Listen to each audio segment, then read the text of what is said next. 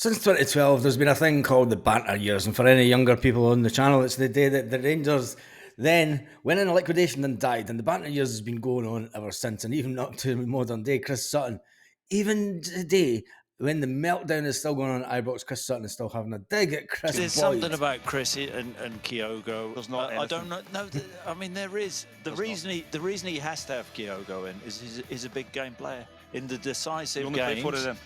In the decisive, You only play 4 of them. They only play 4 of them, but it's important ones to make sure that you win the league, Chris. They're quite important. Yeah, they're very important. In the decisive games, who has been the guy who stepped up? Kyogo. And just because he's gone heavy on Lawrence Shankland, he doesn't sort of, want to give Kyogo any credit, which is fine. And I don't think Kyogo will lose any sleep about that. I don't think Kyogo will lose any sleep. Right, let's get to the main business of the day, transfer headlines. Well, first we need to talk about the man that he does get some amount of stick from Celtic fans, but it's like water off a duck's back to the one and only Greg Taylor. Greg Taylor was asked about what his thoughts were about the crisis that's been made out at Celtic. I think Celtic must be the only team that could be top of the league and be in crisis constantly. And they can be constantly at the top of the league most of this season, but they've been in crisis all season. But, the one and only Taylor went on to say, you try to block it out as much as you can.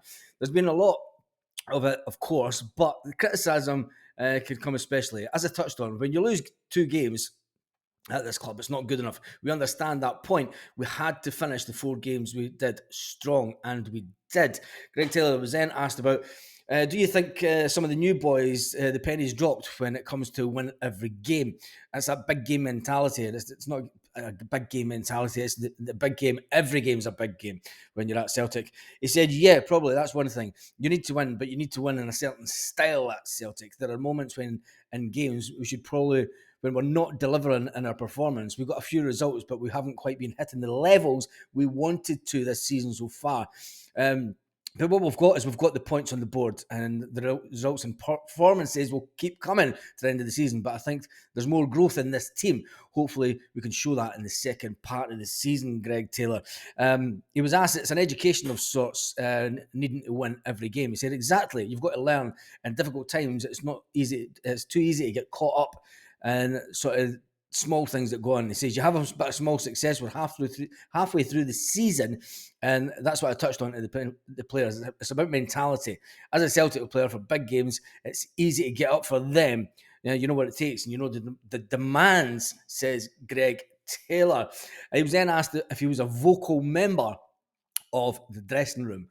He said, yeah, definitely. I say my piece. I sure do a lot of the boys' nuts in, but that's just because I care so much about Celtic. I want this team to win. I want us to show what we are capable of, and also bring success to the club, because we all know that's what makes your name go down in history, when you're successful. Anyway, let's move on to some more Celtic news this morning. Scott Brown has been talking about Paulo Bernardo. Says, look, he's doing his talking on the pitch. He reckons that even though Matt O'Reilly is the man of the moment and everyone's talking about Matt O'Reilly, he says, look, the Denmark international is someone that is really good. But when you look at the likes of Paulo Bernardo, he's now made Rangers think twice about his team selection. With Rio Hatate back in action, you would assume he would take the place. But who does he take the place of? Does he take the place of Paulo Bernardo? Or, well, I'll even think about it. That's going to give Brendan Rodgers some food for thought, as they say, right? Some transfer news that is coming out of Aston Villa.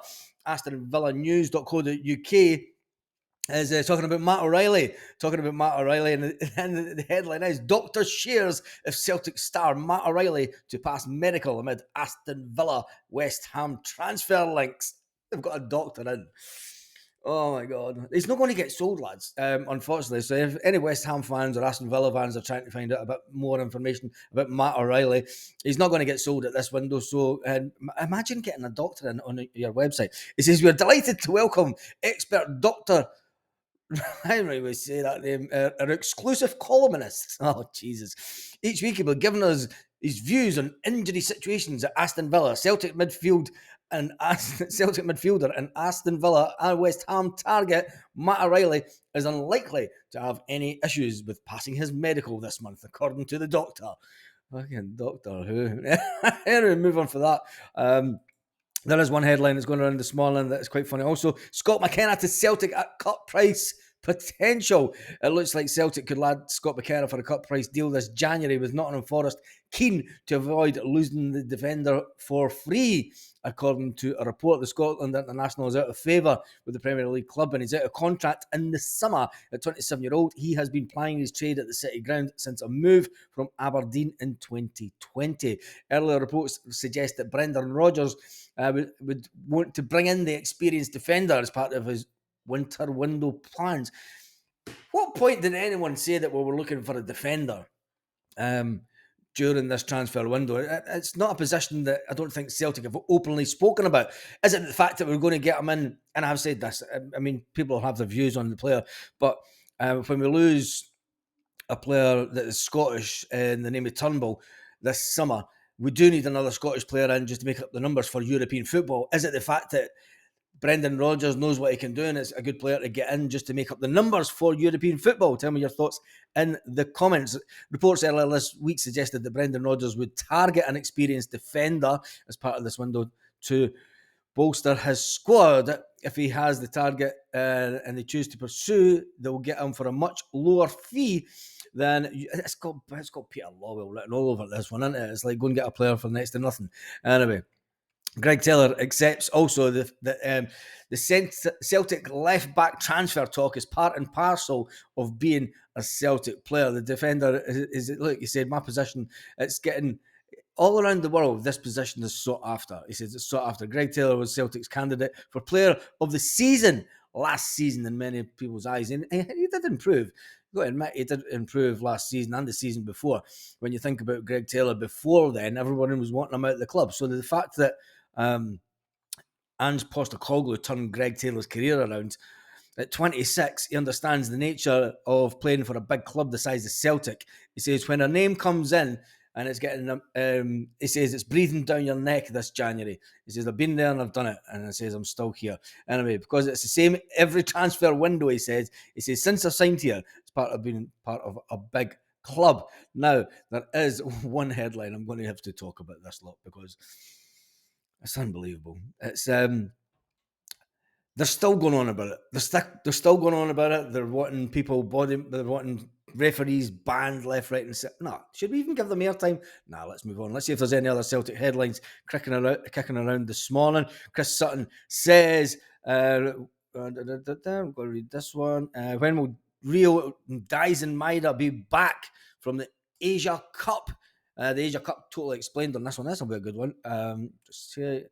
When will Rio Hatate and Dyson Maida be back for Celtic as Japan Asia Cup absence explained? Celtic's attacking duo Rio Hatate and Dyson Maida will be at with Japan for the AFC Asian Cup and will miss more than a few games. Celtic reasserted their authority at the top of the table in Scottish Premiership with a string of victories heading into the winter break, including a 2-1 win against title rivals the Rangers and a gripping Glasgow derby.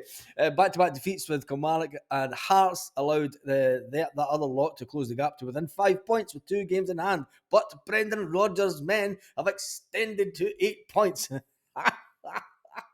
Fucking brilliant.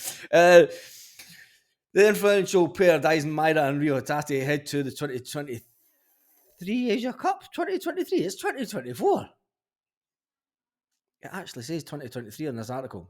Jeez, I had to just check myself there.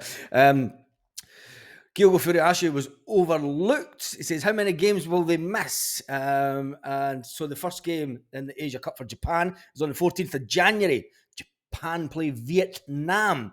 And they're going to miss the Bucky Thistle game. They're also going to miss the Ross County game on the 27th. They're going to miss Aberdeen away on the 3rd of February. They're going to miss Hibernian away on the 8th of February. And they're going to miss the next round of the Scottish Cup as long as Celtic get through against Bucky Thistle. And you can't even start thinking stuff like that, Baz. Anyway, that is your morning Celtic news. There's a lot of nonsense going about, but it's what you would expect at this time of the season. with the players being away enjoying themselves. Now, I take it you've all seen the video of the players out having a party after they won the Glasgow Derby. A lot of them are now away on holiday with their families, getting some much needed sunshine. They're not in this part of Spain anyway because it's cloudy today. Anyway, on that note, have a fantastic day, Celtic fans. And we'll do a live tonight, I think. What day is it? Yeah, it's Thursday. We'll do a live tonight and get some Celtic chat and get some banter. 6 p.m. Celtic Park time. And on that note, have a fantastic day, Celtic fans all around the world.